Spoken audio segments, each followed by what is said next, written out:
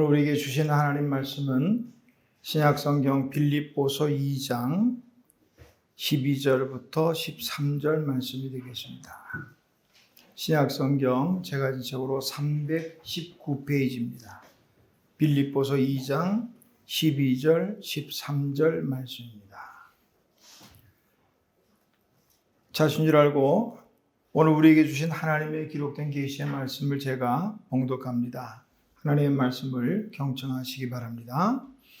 그러므로 나의 사랑하는 자들아, 너희가 나 있을 때뿐 아니라 더욱 지금 나 없을 때에도 항상 복종하여 두렵고 떨림으로 너희 구원을 이루라.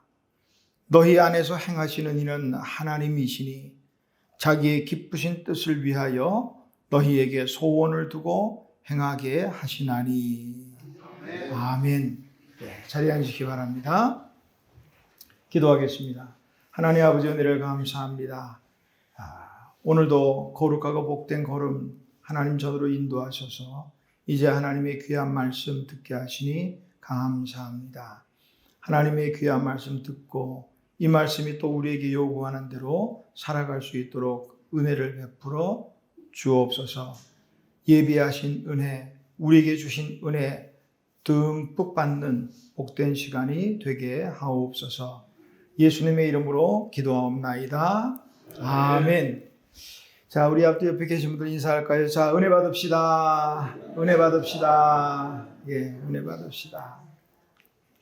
특별히 날씨가 점점 쌀쌀해지고 오늘 보니까 바람이 많이 부네요. 우리 건강도 특별히 또 유의하시기를 바라고요. 요한복음 5장 24절에서 주님이 이렇게 말씀하셔요. 내가 진실로 진실로 너희에게 이르노니 내 말을 듣고 또 나를 보내신 이를 믿는 자는 영생을 얻었고 심판에 이르지 아니하나니 사망에서 생명으로 옮겨졌느니라. 예수 그리스도를 믿고 영생 얻으신 줄 믿습니다. 아멘. 사망에서 생명으로 옮겨진 줄 믿습니다. 아멘. 영생을 얻었고 사망에서 생명으로 옮겨졌고, 요 표현의 문법적인 시제는 현재 완료형이라 이렇게 말합니다. 그러니까 됐다는 거예요. 이미 영생에 이르렀다. 사망에서 생명으로 옮겨졌다. 구원받은 상태의 나를 지금 말하고 있는 거거든요. 그런데 오늘 12절에 보니까 사도 바울은 두렵고 떨림으로 너희 구원을 이루라 이렇게 말을 해요. 그 말씀하는 뉘앙스가 아직도 구원을 받지 못한 것처럼 구원의 과정에 있는 것처럼 그렇게 말하고 있단 말이죠. 예수님의 말씀인즉슨 이미 우리가 영생을 얻었고 그리고 사망에서 생명으로 옮겨졌고 그런 말씀하셨는데 사도 바울이 이 표현은 아직도 우리의 구원이 미완성인 것처럼 그렇게 들려져요. 왜 바울은 두렵고 떨림으로 너희 구원을 이루라 이렇게 말했을까요?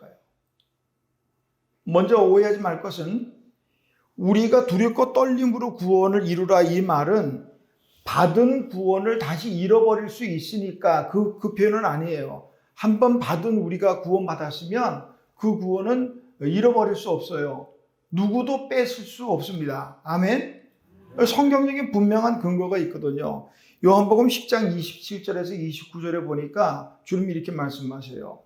내 양은 내 음성을 들으며 나는 그들을 알며 그들은 나를 따르느니라.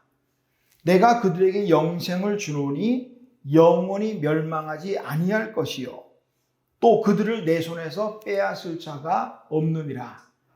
예수님 손에 들린 이 구원받은 사람은 뺏을 수가 없다는 거예요. 그들을 주신 내 아버지는 만물보다 크심에 아무도 아버지 손에서 빼앗을 수 없느니라. 한번 받은 구원은요 누구도 뺏을 수 없다는 거예요. 그러니까 그 부분을 두려워하라는 건 아니에요. 그러니까 바울이 두렵고 떨림으로 구원을 이루라는 이 말은 받은 구원 빼앗길까봐, 사라질까봐 그 표현은 아니라 하는 것을 우리가 기억하고요. 그러면 바울이 이렇게 말한 것은 무슨 이유냐? 이런 부분이에요. 오늘 아침에 좀 딱딱하지만 교리적인 부분을 좀 우리가 다루어야 되겠어요. 우리가 구원받았다 그러면 믿음으로 구원받았습니다. 아멘. 그러고 이제 다 끝나는 것 같지만 사실은 이 구원은 단계가 있어요. 작게 말하면 한 2단계나 조금 세분하면 3단계. 자, 3단계로 구분한다면 먼저 구원의 첫 번째는 칭의의 단계입니다. 신학적으로 justification이라 하는 칭의, 의롭다 하는 단계예요. 죄 용서받고 예수 그리스도를 구주로 고백하는 순간 의롭게 되는 거예요. 하나님의 자녀가 되고. 그게 칭의의 단계입니다. 요거 이제 우리 구원 받았어요. 두 번째 단계는 성화의 단계입니다. sanctification이라 거룩해지는 단계. 우리의 신앙이 의롭게 되었다, 구원받았습니다. 여기서 끝나는 게 아니라 이 말이죠. 몇 번 말씀드린 걸로 기억합니다만은 우리가 구원을 받았으면 구원받은 걸로 끝이냐? 그게 아니라는 거죠. 구원받은 자다운 삶을 이제는 살아가야 한다. 그게 바로 성화의 단계라. 그리고 마지막은 영화, 글로리피케이션이라 영화의 단계입니다. 그건 마지막 우리 주님 모실 때에 변화된 모습으로 우리 주님께 함께 천국에 사는 그 단계. 구원의 단계를 구분하자면 이렇게 3단계로 구분할 수가 있다는 거예요. 칭의의 단계는 그저 예수 그리스도를 영접하고 믿는 순간 이루어집니다. 그러나 성화되는 과정은 점진적으로 이루어져요. 우리가 예수 믿었다고 다 거룩해지는 거 아니거든요. 뭐 전화 열면 다 똑같아요. 목사라 해서 뭐 더 거룩해지고 더 거룩해서 목사가 되었고 그런 건 아니에요. 예수 믿고 거룩해지는 과정 속에 있는 거예요. 지금 우리가. 언제까지? 주님 앞에 가는 그날까지. 오늘 바울이 말하는 의미는 바로 그거예요. 두렵고 떨림으로 구원을 이루라 하는 말은 너희가 점점 더 믿음으로 성숙해져야 한다. 이런 표현을 지금 하고 있습니다. 자, 그렇게 생각하니까 좀 복잡해요. 구원이 무슨 이렇게 또 이렇게 복잡하냐? 뭐 칭의는 뭐고 성화는 뭐고 막 이렇게 복잡해진다. 뭐 믿으면 되는 거 아닌가? 맞아요. 믿으면 돼요. 그저 예수 믿고 구원받았다. 그거면 됩니다. 그러나 이제 이루라 하는 요 말을 헬라어의 카테르가제스테 이렇게 말하거든요. 문법으로 따지면 현재 진행형 시제입니다. 그러니까 이 우리의 구원은 칭의의 단계에서 물론 끝난 것 같지만 거기에서부터 계속 진행되어져야 한다. 이 말이에요. 우리의 구원이 계속 진행되면 우리의 믿음이 자꾸 자라납니다. 믿음이 성숙해진다는 거예요.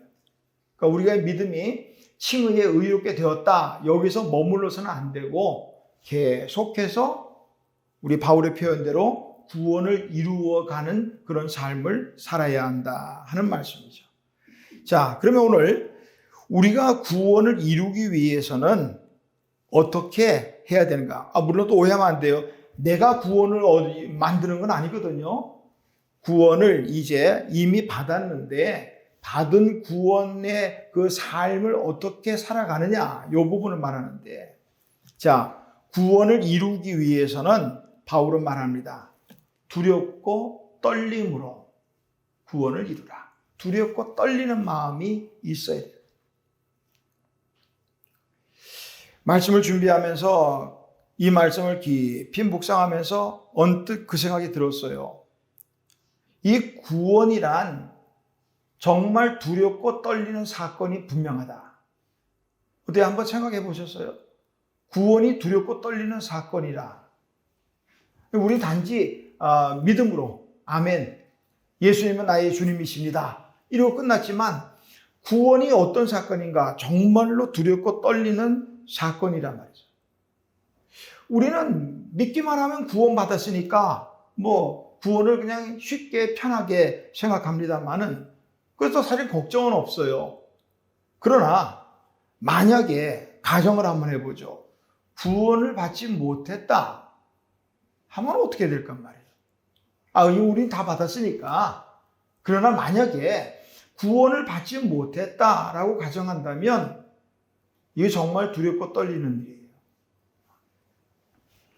예전에 그 최봉송 목사님이라 최권능 목사님이라는 별명이 있지만은 그분의 그 전도에 전도하는 구호가 있었죠? 예수천당, 불신지옥. 복잡하지도 않아요. 근데 그 속에 진리가 있어요. 예수 믿으면 천당이란 말이죠. 영생이란 말이에요. 구원받는단 말이에요. 그러나 불신은 믿지 않으면 지옥이란 말이에요. 예수 천당 불신지옥. 지금도 가끔 보면 그렇게 하시는 분들이 있더라고요. 그러면 또 그거 가지고 다 난리예요. 지금의 시대가 어느 시대인데 그 사람 많은 데서 그냥 큰 소리로 사람들에게 위화감을 주면서 예수 천당 불신지옥이라 이 말은요, 단지 믿지 않는 사람들을 교회로 끌어들이기 위한 협박성 멘트가 아니란 말이죠. 분명하잖아요. 우리는 알잖아요. 믿잖아요. 예수 믿어야 천국 간다는 거. 예수 안 믿으면 어디예요? 지옥이에요. 목사가 참 곤란할 때가 그런 때예요. 안 믿는 사람이 가족 중에 믿지 않고 돌아가신 분이 있는데 예배를 드려달라면 어떻게 예배해야 될까? 그리고 그 영혼에 대해서 어떻게 말을 해야 될까? 그렇다고 안 믿었는데 가족들 마음 편하게 하자고자 천국에 간 줄로 그럴 수는 없잖아요. 분명한 건 분명히 하자고요. 확실하게. 예수 믿어야 천국이고 안 믿으면 지옥이라는 거예요. 우리는 다 믿지만 우리만 믿는 건 아닌 것 같아. 안 믿는 사람들도요, 지옥은 믿는 것 같아요. 그러니까 그 해보세요. 안 믿는 사람한테 지옥에 나가라. 그래 보세요. 한번. 어떻게 반응하는가? 그거 좋다. 그리고 껄껄껄 웃는 사람이 있을까요? 죽자자자 싸울지 몰라요. 지옥에 나가라고. 아니, 안 믿는 사람들이 왜 화를 낼까? 안 믿는 것 같지만 그 속에는 자기도 모르지만 그 속에는 믿고 있다는 거예요. 정말 만약 구원받지 못했다 하면, 그래서 지옥 간다면 정말 이거 두렵고 떨리는 일이에요. 단테의 그 신곡이란 책이 있는데요. 단테가 그 신곡은 3부작으로 이루어졌습니다. 대략 5년 차이로 이제 쓰여졌는데, 최초의 5년 1300년도입니다. 최초의 5년은 지옥편, 그 다음에 한 5년의 삶에서는 연옥편, 그리고 마지막 5년 사이에는 천국편, 이렇게 지옥과 연옥과 천국, 이렇게 3부작으로 이어졌는데, 단테가 본 지옥은 9층으로 이루어져 있어요. 지하 9층까지. 지옥문, 그 지옥문에 들어가는 입구에는요, 이런 글이 적혀 있습니다. 여기 들어오는 자, 모든 희망을 버려라. 그러니까 지옥은 뭐냐? 희망이 없는 곳이 지옥이다. 이 말을 하지 않는가 싶어요. 희망이 없습니다. 자, 1층은 림보라는 지옥입니다. 림보라는 지역, 사전을 찾아보니까 지옥 변방 이렇게 되어 있고, 혹은 천국과 지옥 사이, 천국과 지옥 사이면 연옥일 텐데, 가톨릭 교리에 의하자면 어쨌든 그걸 이제 림보라고 하는데요. 림보는 어떤 지옥이냐? 세례 받지 못한 아이들, 그리고 예수를 믿지는 않지만 선하게 살았던 사람들, 이런 사람들이 거기에 가더라. 그래서 단테는 거기에서 소크라테스나 플라톤, 아리스토텔레스 이런 사람들을 보았다는 거예요. 근데 림보는요, 들어가면 풀밭과 들판이 쭉 널려져 있고 강물이 흐르고 아주 평화로운 살기 좋은 모습으로 묘사가 되어 있어요. 언뜻 보면 이게 지옥이야 천국 아니야? 그럴 만큼 오해할 만큼 아주 좋은 그런 곳이에요. 거기는 어떤 형벌이 없어요. 림보라는 1층 지옥에는. 다만 하나님이나 예수님을 볼 수 없다. 그 차이가 있어요. 형벌도 없지만. 그러니까 지옥의 첫 번째 단계가 뭐냐? 하나님을 알지 못하는 거예요. 그게 지옥이라는 거예요. 아무리 좋은 형편이나 상황이라 할지라도 하나님을 모른다면, 예수님을 볼 수 없다면 그곳이 바로 지옥이라는 거예요. 자, 2층은 음욕지옥이고요. 3층은 식탐지옥. 얘 먹는 걸 너무 탐해도 지옥 가는 거예요. 4층은 탐욕지옥. 재물을 탐하는 사람들이 가는 곳이 바로 4층 탐욕지옥인데, 낭비가 심하고 인색하고 자기밖에 몰라 재산을 축적했던 사람들이 거기서 이 재물에 해당되는 짐들을 굴리면서 서로 부닥치면서 니 잘났니 내 잘났니 싸우는 곳, 그것이 바로 4층 지옥이 됩니다. 5층은 분노지옥이에요. 분노를 제대로 조절 못하면, 요즘 분노 조절 장애가 있더만요, 5층 지옥 갈 거예요 아마. 단테의 말에 의하면. 또 제가 오해하지 말고요. 6층은 이단 지옥입니다. 이단들이 가는 지옥이에요. 단테에 따르면 아마 신천지 사람들이나 이만희, 이런 정명석, 이런 사람들이나 추종하는 사람들은 아마 6층 지옥에 가겠죠. 7층은 폭력지옥이고요. 8층은 사기지옥이에요. 지옥의 가장 밑바닥 9층은 배신자들이 들어가는 지옥입니다. 그리고 이제 9층 배신지옥도 죄의 경중에 따라 4개의 구역으로 나눠지는데, 1구역은 가족을 배신한, 또 가족을 죽인 페르나들이 가는 곳이고, 2구역은 국가를 배신한, 다시 말하면 매국노들이 가는 지옥, 3구역은 초대한 손님을 배신하고 죽인 자가 가고요, 마지막 4구역은 은혜를 원수로 갚는 자들이 가는 지옥으로, 여기에서 단테는 가룟 유다를 만나게 됩니다. 지옥의 가장 밑바닥. 대면은 한번 그거 봤으면 좋겠어요. 이 단테의 지옥은 이 밑으로 구덩이가 파져 있어요. 그래서 층별로 나눠져 있고, 제일 9층 밑바닥에 배신자의 지옥, 거기는 얼음 덩어리들이 그냥 얼음 속에 처박혀서 악마인 루시파에게 계속 씹는 거예요. 루시파가 계속 씹어먹히는 고통을 당하게 되는 거예요. 우리는 이미 구원받았으니까 그럴 리가 없지만, 자, 가정을 한다면 가정이라도 참 끔찍한 일이에요. 성경에서도 지옥은 그렇게 좋은 곳은 아니에요. 성경에 보니까 지옥은 어떤 곳이냐?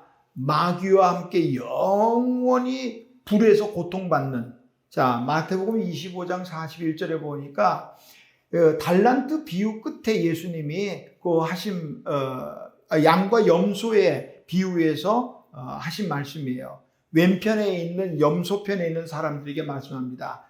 저주를 받을지어다. 나를 떠나 마귀와 그 사자들을 위하여 예비된 영원한 불에 들어가라. 지옥은 영원히 꺼지지 않는 불이 있는 거예요. 이제 쌀쌀해지니까 또 따뜻한 불이 그리워질 계절이 다가오는데, 생각해 보세요. 올여름 40도가 넘는 이 무더위, 그거 아무것도 아니에요. 웃자고 하는 말이겠지만, 사우나 좋아하는 한국 사람을 위해서는 지옥은 더 온도를 높였다, 그런 얘기도 있더라고요. 그 영원히 불타는 것, 그것이 바로 지옥이란 말이죠. 지옥은 절대로 가면 안 돼요. 절대로 가면 안 돼요. 예수님의 그 말씀 가운데 마태복음 5장 29절에 30절 보니까, 만일 내 오른 눈이 너로 실족하게 하거든 어떻게 하라고요? 빼버리라는 거예요. 내 백체 중에, 사지 백체 중에 하나가 없어지고 그래서라도 온몸이 지옥 가는 것보다 낫다는 거예요. 내 오른손이 만약에 실족하게 하거든 찍어버리라는 거예요. 사지 멀쩡해가지고 지옥 가는 것보다는 차라리 신체 일부가 없어도 천국 가는 게 낫다는 거예요. 그러니까 주님의 말씀 따르자면 차라리 한쪽 눈을 빼고 한쪽 팔을 자르는 한이 있어도 가지 말아야 할 곳이 지옥이라.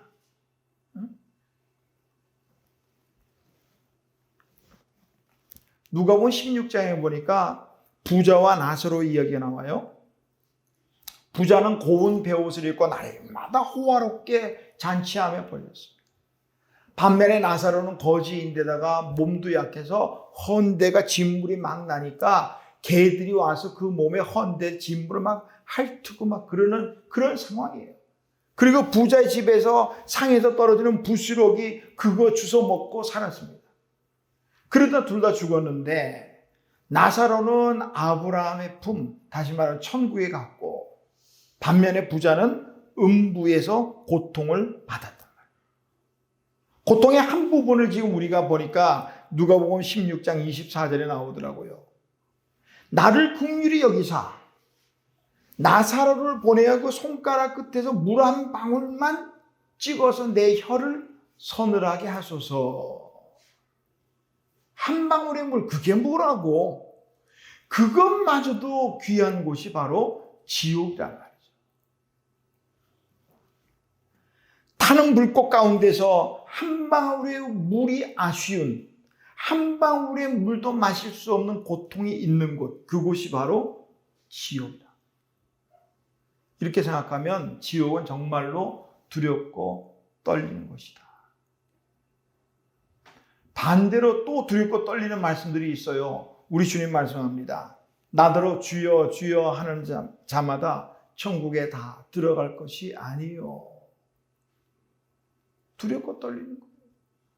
우리가 지금까지 제가 연령층 보니까 뭐 짧게는 3, 40년, 길게는 80년 넘게 우리가 신앙생활하고 예수님을 주님, 주여, 주여 하고 왔는데 이 말씀대로라면 정말로 두렵고 떨리는 일이 아닐 수 없어요.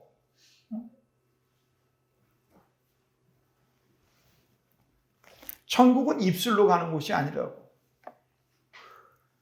우리를 구원하시려고, 좀 더 구체적으로 나를 구원하시려고 주님께서 십자가에 당하신 고통을 생각해 보십시오. 얼마나 두렵고 떨리는 일이에요.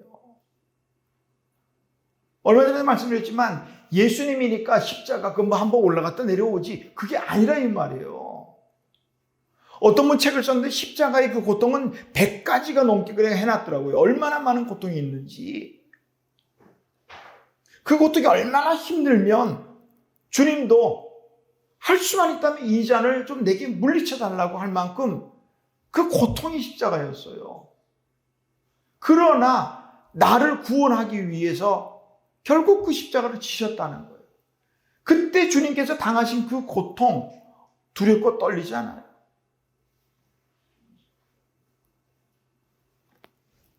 그 주님을 처음 만났을 때 그 사랑에 대한 기쁨과 감격, 구원에 대한 기쁨 주체할 수 없었잖아요.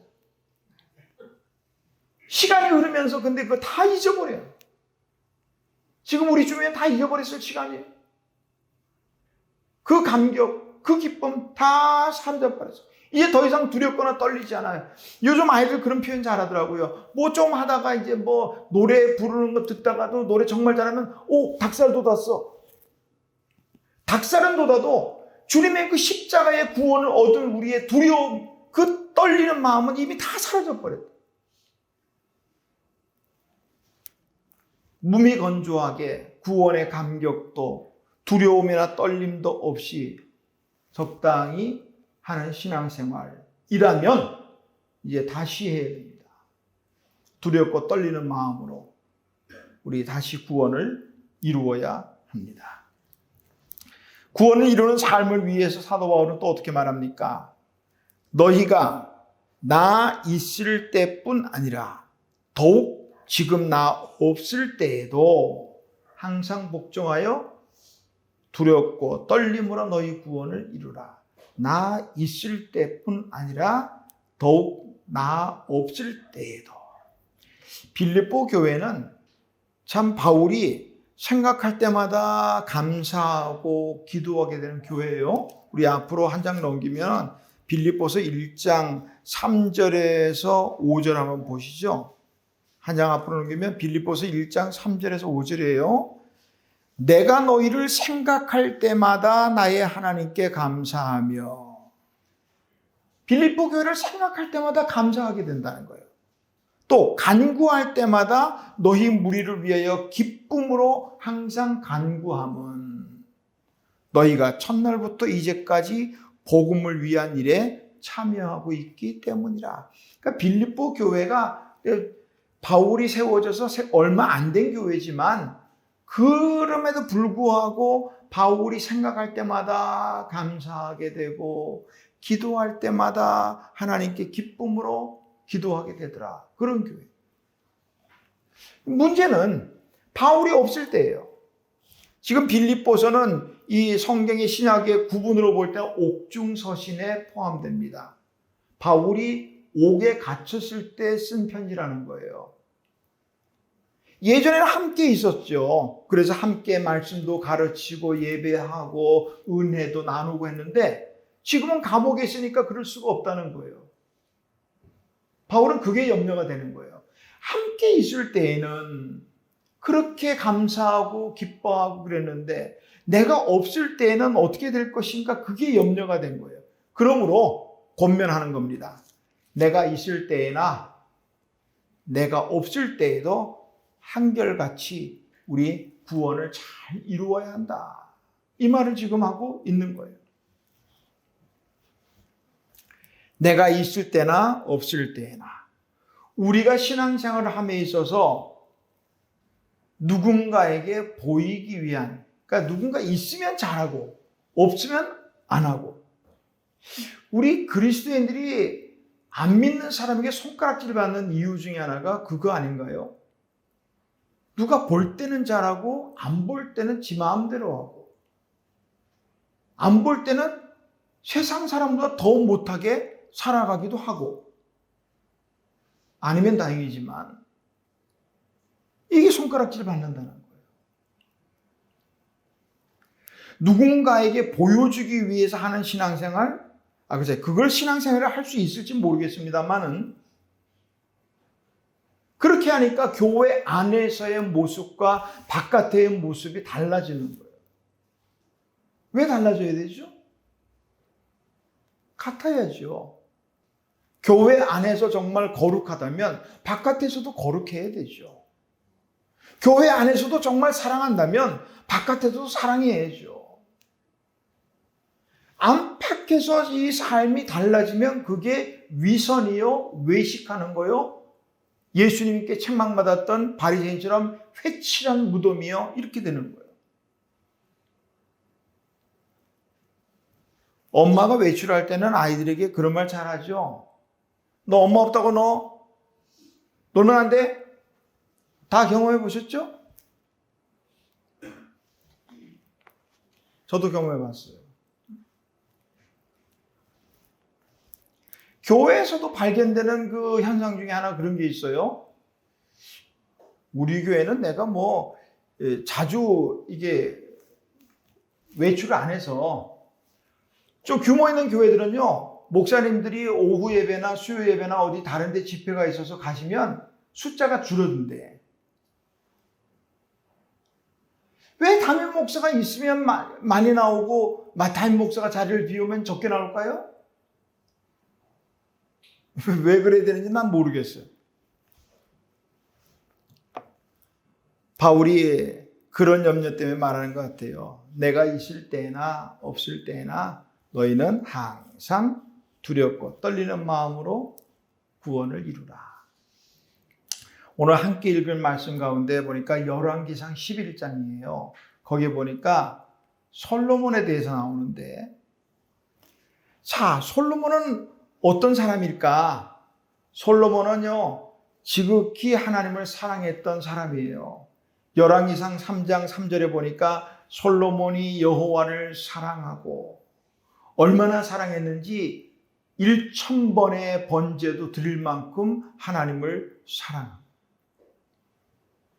또한 지극히 겸손했던 사람입니다. 1000번제 받으신 하나님께서 꿈에 나타나서 내 소원이 무엇이냐 하니까 솔로몬이 그렇게 말했어요. 종을 아버지 대신 왕으로 세우셨는데 저는 작은 아이에 불과합니다. 듣는 마음을 저에게 주셔서 하나님의 백성을 선악간에 잘 판단할 수 있도록 해주십시오. 참 겸손하지요. 기도를 해도요, 하나님 마음에 쏙 들게 기도하는 사람이었어요. 열왕기상 3장 10절에 보니까 솔로몬이 이것을 구하매 그 말씀이 주의 마음에 든지라. 참 멋져요. 하나님 사랑하고 겸손하고 하나님 마음에 쏙 들게 기도하고 그랬던 사람이라 하는 말에 주의해야 돼요. 처음에는 정말 하나님을 사랑했었고 정말 겸손했었고 그래서 전무후무한 지혜를 받았던, 근데 말년에 그의 삶은 본받을 만하지 못했어요. 열왕기상 11장이 오늘 함께 읽을 맥체인 성경의 이제 말씀인데 열왕기상 11장 1절에 보니까 솔로몬 왕이 바로의 딸 외에 이방의 많은 여인을 사랑하였으나 하나님을 사랑하던 마음이 여인들을 사랑하는 마음으로 돌아서 버렸어요. 열왕기상 11장 4절입니다. 솔로몬의 나이가 많을 때에 그의 여인들이 그의 마음을 돌려 다른 신들을 따르게 하였으므로 이제 하나님 마음에 완전히 돌아서 버렸어요. 다른 신들을 향해서. 열왕기상 11장 6절입니다. 솔로몬이 여호와의 눈앞에서 악을 행하여, 야, 이게 난리 났네요. 그 솔로몬 맞아요? 하나님 눈앞에서 악을 행했다는 거예요. 우리 잘 아는 호람데오, 하나님 앞에서. 적어도 어디서 그런 용기가 생겼을까요? 하나님의 눈앞에서, 하나님 보는 눈앞에서 악을 행했다는 거예요. 열왕기상 11장 9절에서 10절입니다. 솔로몬이 마음을 돌려 이스라엘 하나님 여호와를 떠남으로 여호와께서 진노하시니라. 여호와께서 일찍이 2번이나 그에게 나타나시고 그 일에 대해서 명령하사 다른 신을 따르지 말라 하셨으나 그가 여호와의 명령을 지키지 않아서, 하나님이 2번씩이나 찾아와서 너 그러면 안 돼, 그러면 안 돼, 돌아와 안 돼. 이게 솔로몬의 말년의 모습이었습니다. 솔로몬의 시작은 모든 사람 보기에 참 부러워할 만큼 정말 멋진 거였죠. 그러나 말년은 이거 정말 비참한 거예요. 살아가면서 우리가 누군가를 의식하지 않을 수는 없어요. 그러나 만약에 우리가 누군가를 의식해야 된다면 그것은 사람이 아니라 하나님이어야 합니다. 사람은요, 사람의 눈은 얼마든지 속일 수 있잖아요. 안 보는 데서 뭔 짓을 못해요? 사람은 안 보는 데가 있기 때문에 그 눈만 피하면 몰라요. 그러니까 우리가 때로는 놀랄 수도 있잖아요. 저 사람이 전혀 그럴 줄 몰랐던 사람들이 그럴 수 있거든요. 그러나 하나님 앞에서는 안 돼요. 하나님은 어떤 하나님이에요? 안 계신 곳이 없는 무소부재의 하나님이잖아요. 하나님의 눈을 피할 데가 없어요. 그러므로 우리가 의식해야 한다면 사람의 눈이 아니라 하나님의 눈을 의식해야 한다는 거예요. 자, 이처럼 두렵고 떨림으로 구원을 이루는 사람의 삶엔요, 변화가 일어나요. 어떤 변화가 일어날까? 13절에 보니까 너희 안에서 행하시는 이는 하나님이시니 자기의 기쁘신 뜻을 위하여 너희에게 소원을 두고 행하게 하신다. 새로운 소원이 일어난다. 새로운 소원이. 두렵고 떨림으로 구원을 이루는 사람은 새로운 소원을 가지게 돼요. 전에는 기도만 했다면 내 소원이야. 하나님, 내가 나를 위해서 내 가족, 내 새끼, 내 부모 다 나와 관계돼. 아니면 세상적인 소원, 물질, 명예, 요즘은 또 건강, 다 세상적인 거. 그러나 두렵고 떨림으로 구원을 이루는 사람은 그 소원들이 바뀌게 된다는 말이에요. 이제는 나를 기쁘게 하는 소원이 아니라 하나님을 기쁘시게 하는 소원으로 바뀌게 되다. 아멘. 그게 정상이에요. 두렵고 떨림으로 구원을 이루어가는 사람은 이게 정상이라고요. 예수 믿고 10년, 20년, 30년, 50년 대를 이어 예수 믿는 가정인데도 늘 나만을 위해서 기도하는 그런 거라면 다시 한번 생각해 볼 필요가 있어요. 요즘 보니까 참 인기나 사람들 보니까 요즘 그래요. 뭐 유튜브니 또 뭐 SNS를 보면 팔로워들 많이 하는 게 그게 또 뭐 대단한 자랑이라고. 아, 나 팔로워가 뭐 몇백 명, 어떤 사람은 몇만 명, 뭐 돈을 되긴 되더라고. 또 그렇게 하니까 그런 사람들 거에 링크 시켜가지고 또 광고하면서 돈은 되더라고요. 그게 뭐예요, 그게? 설마 하나님 앞에 갔을 때 팔로워 수 가지고 뭐 천국에 방배정 받는 거 아니겠죠? TV에 보니까 별별 사람이 다 나오더라고요. 뭐 세상에 이런 일인가 뭐 그런데 보니까 별별 일들이 다 나오는데 어떤 사람들 보니까 TV에 나오려고 그러는지 모르겠지만 어떤 사람은 콜라에다 밥 말아 먹는, 콜라를 그렇게 좋아해? 콜라에 밥 말아 먹는 사람, 그러니까 세상에 이런 일이 나오더라고. 어떤 사람은 망치로 자기 몸을 계속 때려. 혹시 보셨어요? 그게 뭐 몸 근육을 풀린다고 하는데 내가 볼 땐 병원에 갔더니 하지 말라고 그래요. 그 또 TV 나오니까 그냥 멈췄나 몰라. 자, 어떤 사람은 정말 TV 한번 나오는 게 소원이었어요. TV 한번 나가야겠다. 어떻게 나갈까? 고민하다가 생각해낸 게 개미를 훈련시키기로 했어요. 개미를 훈련시켜요. 개미 훈련시키는 거 한 번도 못 들어봤죠? 개미를 어떻게 해요? 춤추게 만드는 거예요. 쉽지 않죠? 사람들이 옆에서 좀 미쳤나 보죠. 무슨 개미가 춤을 추고, 그 춰서 뭐 하려고 어쩌고저쩌고 많이. 자, 정신병자 취급받으면서도 개미 훈련시키느라고 춤추게 하려고 그러기를 7년째 마침내 성공했어요. 개미가 춤을 추는 거예요. 와. 그 소문이 방송국까지 났어요, 이제. 그래서 드디어 방송국 TV에 출연하게 됐어요. 이 개미를 데리고 이제 방송국으로 가는 길에 이제 때가 돼서 배가 고프니까 식당에서 밥을 먹으려고 식탁에 딱 앉았어요. 주문을 했어요. 이제 종업원이 주문한 음식을 가지고 올 때 이 개미를 자랑하려고 여기다 탁 테이블에 놓고 종업원에게 했어요. 아, 이 개미 좀 보세요. 이제 춤추게 하려고 했는데 종업원이 보더니 얼른 미안한데 손님하고 탁 눌러주겠대. 이야기니까 놀라지 마세요. 우리의 소원이 그런 거라는 거예요. 다 헛된 거예요. 다 헛된 거예요. 좀 그러지 않았으면 좋겠어요. 아무리 위대한 소원이라 할지라도 그게 하나님을 기쁘시게 하는 거냐, 하나님의 뜻이 있느냐, 그거 없으면요 아무 소용없어요. 아까도 말씀드린 어떻게 얻은 구원인지 생각해 보라고요. 우리는 단지 믿음으로 구원했다고 말은 하지만 그 구원을 이루기 위해서 예수님 십자가에서 어떤 고통을 당했는지 보시란 말이에요. 결코 쉬운 일이 아니에요. 그러니까 오늘 바울이 말하잖아요. 나 있을 때나 나 없을 때나 항상 복종하여 12절은요. 그러므로라는 말로 시작합니다. 그러므로라는 말은 앞의 내용들과 뒤의 것들을 연결하는 접속사고 앞의 내용에 대한 결과를 이끌어내기도 합니다. 이 앞의 내용이 뭐예요?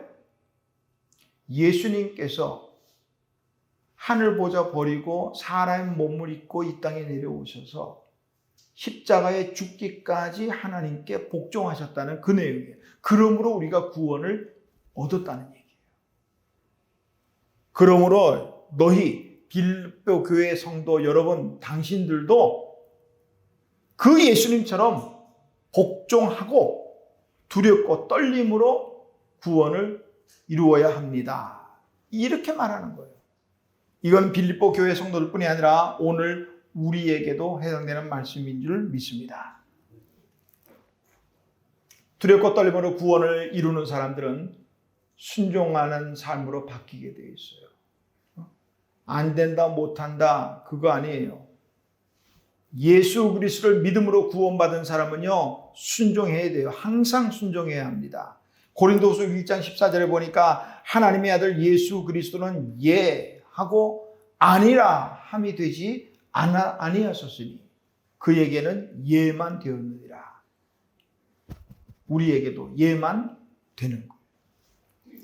어떤 사람이 정말 그 사람이 어떤 사람인가 알기 원한다면요, 그 사람의 소원하는 바가 무언가 보면 돼요. 그 사람의 신앙이 성숙해질수록 소원하는 것도 달라진다고요. 안 믿는 사람이야 맨날 뭐 돈 달라고, 예?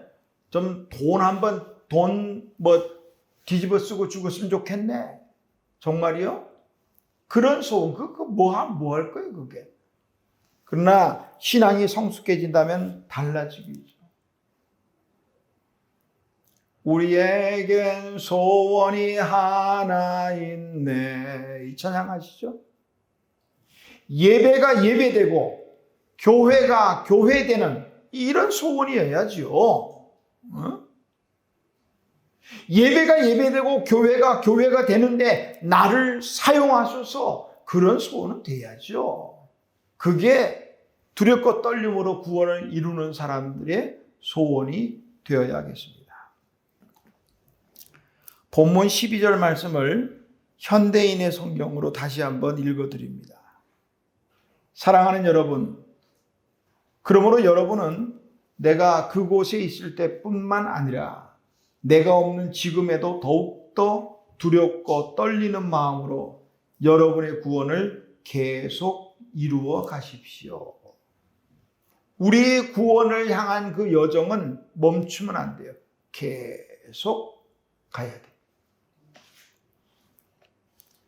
우리 지난번 아직 끝나지 않았지만 항저우 아시안게임에서 안타까운 결과 하나 있었죠? 지난 2일날 중국 항저우 첸탕 롤러스포츠 센터에서 열린 3000m 남자 롤러스케이트 계주. 우리가 1등이었어요. 1등이었습니다. 1등하고 결승전을 돌아올 때 그냥 기뻐하며 만세를 불렀다고요. 기뻐 만세를 부르는 순간 옆에 있던 대만 선수가 발을 그냥 뭐라 그래요? 그 칼치기라고 그러나요? 뭐라 그러나요? 나를 확 들이밀어가지고 0.01초 차이로 금메달 빼앗겼습니다. 그거 지나가지고 하지. 0.01초 차이예요. 사람의 눈으로 분간이 안 되고요. 그 사진 판독으로 된 거 보니까 날에 한 반 차이도 안 나더라고요. 요 차이로 진 거예요. 0.01초 차이로.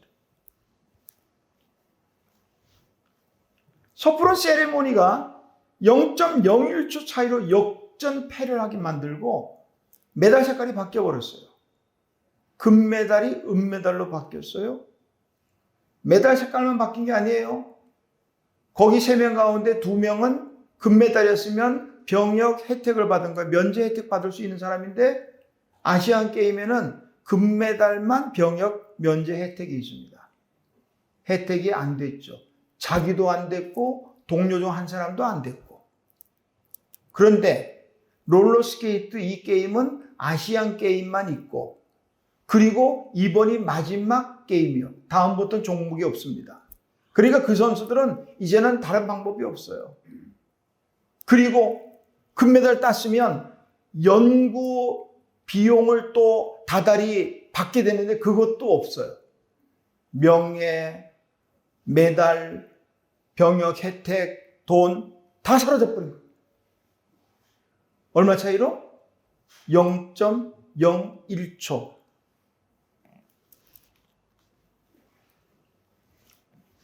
주님 다시 오실 때까지, 하나님 앞에 서는 날까지 멈추지 마십시오. 0.01초도 멈추지 마시고 두렵고 떨리는 마음으로 계속 이루어 가시기를 주님의 이름으로 축원합니다. 하나님 아버지 은혜를 감사합니다.